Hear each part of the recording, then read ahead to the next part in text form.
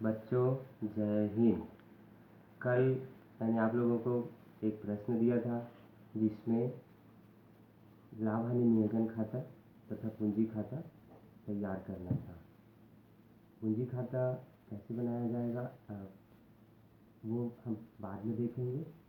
इससे पहले हम लाभ हानि नियोजन खाता कैसे बनाते हैं वो सीखेंगे। कुछ बच्चों ने प्रयास किया है और कुछ लोगों ने प्रयास नहीं किया, तो मैं उम्मीद करूंगा कि आप लोग सभी पर प्रयास करेंगे। कल ये प्रश्न मैंने आप लोग को दिया था कि त्रिपाठी एवं चौहान एक फर्म में 3:2 में लाभ हानि बांटने वाले साझेदार हैं और उनकी पूंजी 1 जनवरी 2017 को उन्होंने पूंजी लगाई थी 60,000 रुपये और 40,000 रुपये, और इस साल का लाभ हुआ है 30,000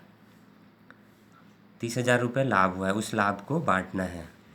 साझेदारी संलेख के अनुसार दोनों साझेदार वेतन के रूप में प्रति माह 1,000 रुपये वेतन पाते हैं।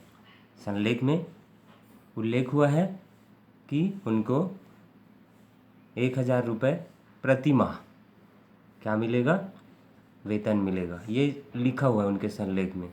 तथा पूंजी पर 5% की दर से ब्याज दिया जाएगा, ये भी संलेख में लिखा हुआ है।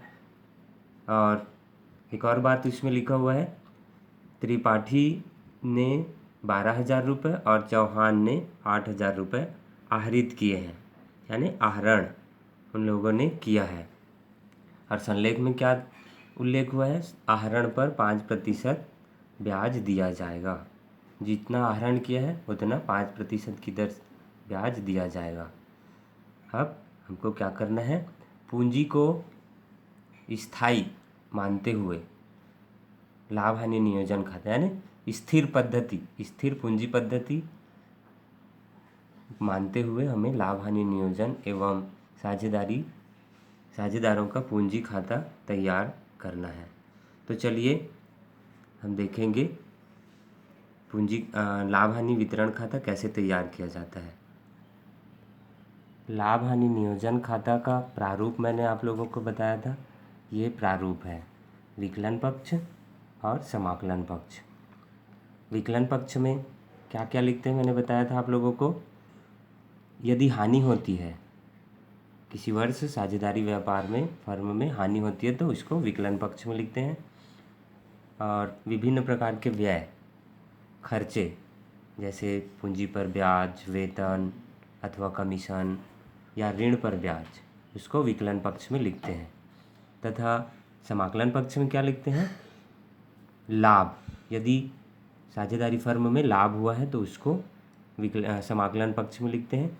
और आहरण पर ब्याज, ये इधर फर्म को जो भी फायदा होता है उसको लिखते हैं, लाभ, आय अथवा लाभ को इधर लिखते हैं। तो आहरण पर ब्याज फर्म के लिए लाभ होता है तो उसको लिखते हैं। और फिर हम क्या करते हैं, दोनों पक्षों का योग करते हैं, विकलन का और समाकलन का, और फिर जिधर अधिक होता है उधर कम को घटा करके शेष निकाल देते हैं। तो चलिए हम देखेंगे इस प्रश्न में लाभ हुआ है। हमने देखा था प्रश्न में 30,000 रुपये लाभ हुआ है, तो उसको कहाँ लिखेंगे, यहाँ शेष लाया गया। लाभ हुआ है, कितना हुआ है, 30,000 रुपये, तो यहाँ पर सबसे पहले उसको लिख देते हैं 30,000 रुपये। और क्या हुआ है,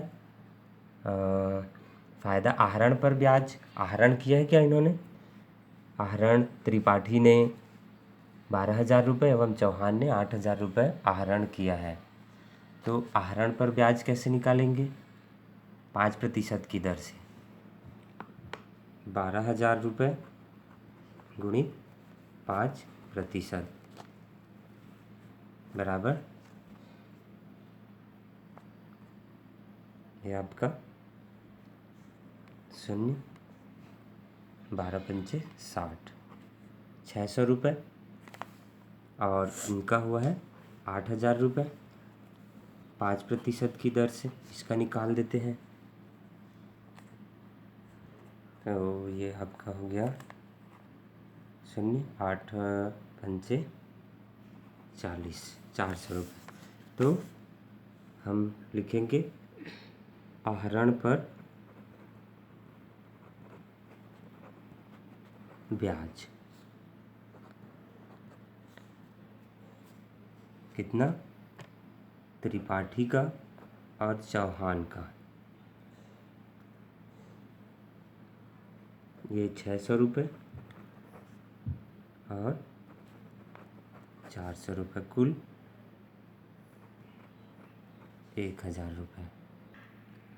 अब इसके बाद विकलन पक्ष में देखते हैं। विकलन पक्ष में सबसे पहले यदि हानि होती तो हम विकलन पक्ष में लिखते, लेकिन लाभ हुआ है इसलिए समाकलन पक्ष में लिखे हैं। अब दूसरा बिंदु है पूंजी पर ब्याज। तो पूंजी पर ब्याज यहाँ पर लिखेंगे हम, पूंजी पर ब्याज। ब्याज कितना दिया जाता है, प्रश्न में क्या क्या कहा गया है, पूंजी पर ब्याज कितने प्रतिशत की दर से, 5% की दर से।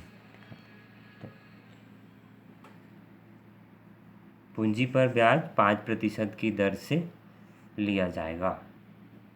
तो त्रिपाठी का पूंजी है 60,000 रुपये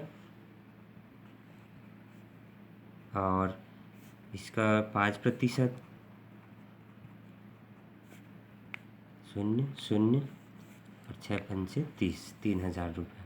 और चौहान की पूंजी है 40,000 रुपये गुणित 5%, इसका हो जाएगा आपका 0 0 4 पंचे 20, 2,000 रुपये।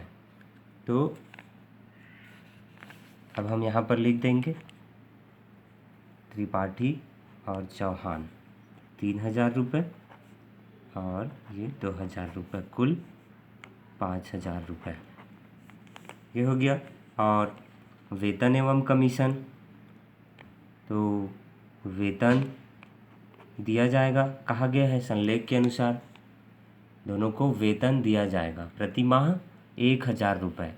तो त्रिपाठी और चौहान को 1,000 रुपये प्रति माह बोला गया है, यानी 1 साल का कितना हो जाएगा, 1,000 गुणा 12 बराबर 12,000 रुपये।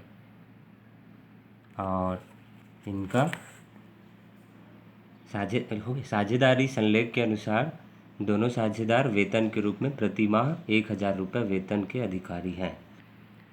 तो चौहान का भी 1,000 रुपये प्रति महीने की दर से 12 माह का 12,000 रुपये, ये हो जाएगा। तो कुल मिलाकर के आपका ये दोनों का वेतन हो गया 24,000, ठीक है। और ऋण पर ब्याज, तो प्रश्न में ऋण पर उल्लेख नहीं है ब्याज, तो इसलिए अब और कोई बात उसमें प्रश्न में है नहीं, सभी बातें आ गई है। तो हम योग कर देते हैं, दोनों पक्षों का योग कर देंगे तो ये हो जाएगा आपका 31,000, 30 और 1 31,000 रुपये। और इधर का आपका योग होगा 24,000 और 5,000, 29,000, 29,000। तो 29,000 में को अधिक में घटा देंगे तो ये आपका बच जाएगा, 11 में 9 गया 2,000। अब इस 2,000 को हम क्या करेंगे, बांटेंगे। 2,000 को किस में बांटेंगे, साझेदारों के पूंजी खाता में। 2,000 को कैसे बांटेंगे, 2,000 को किस अनुपात में बांटेंगे, 2,000 को हम प्रश्न के अनुसार 3:2 में, यानी 3:2 में बांटना है। 3 किसका है, त्रिपाठी का, और 2 किसका है, चौहान का। तो 2,000 को बांटेंगे कितने भाग में, 5 भाग में, 3 और 2 5 भाग में बांटना है। तो 3 भाग त्रिपाठी का और 2 भाग चौहान का। तो ये एक भाग कितना आ जाएगा, ये आ जाएगा आपका 400। एक भाग 5 चौक 20। तो 3 भाग इनका है, तो त्रिपाठी का कितना हो जाएगा 1200। तो त्रिपाठी का पूंजी खाता में जाएगा लाभ 1200 और चौहान का हो जाएगा आपका 400 का 2 हिस्सा यानी 800 रुपये। तो कुल मिलाकर के ये 2000 रुपये को हमने बांट दिया। 1200 रुपये, 1200 रुपये त्रिपाठी और 800 रुपये चौहान। ये लाभ जो है बंटवारा हो गया। तो इधर का योग भी हमारा 31,000 रुपये हो गया, इधर का योग भी। तो इस तरह से इसके पूंजी खाते में कितना जाएगा, त्रिपाठी के 1200 और चौहान के 800 रुपये जाएंगे।